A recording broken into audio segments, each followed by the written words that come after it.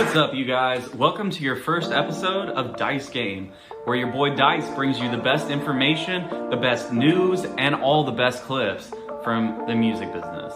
So let's get started and talk about today's topic. This artist changed history with just one song. Now let's take a closer look.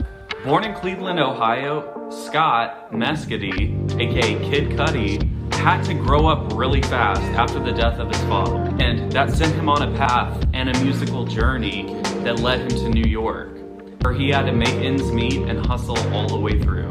I think it was kind of like this amazing adventure. It wasn't. It was pretty much finding a job. And for the first couple years, I was working everywhere. You know, whether it was like at this clothing store here, or Abercrombie & Fitch, or American Apparel, or Dean & DeLuca, I always had a job. This was really stressful for Cudi at the beginning because he was not with somebody who was able to like go and experience all the different sights and sounds of New York. I had no idea how to go about it.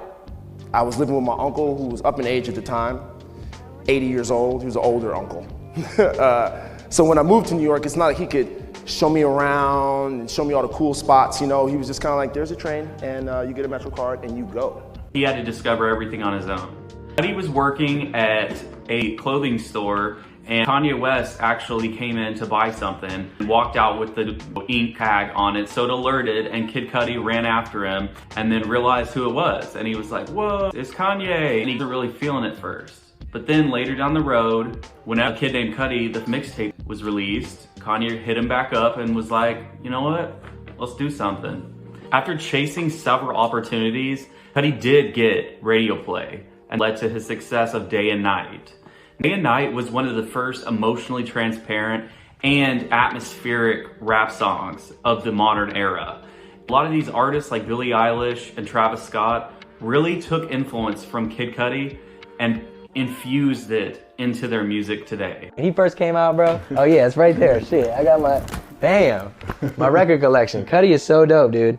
When I first, when I first heard Day and Night and got that mixtape, it was like really next level. It was such an incredible experience, and it was something that just kind of changed how I also made music. And since the beginning, Scott has utilized emotional depth, his personal transparency, and throwbacks to classic hip hop to make sure that he cuts through all the noise.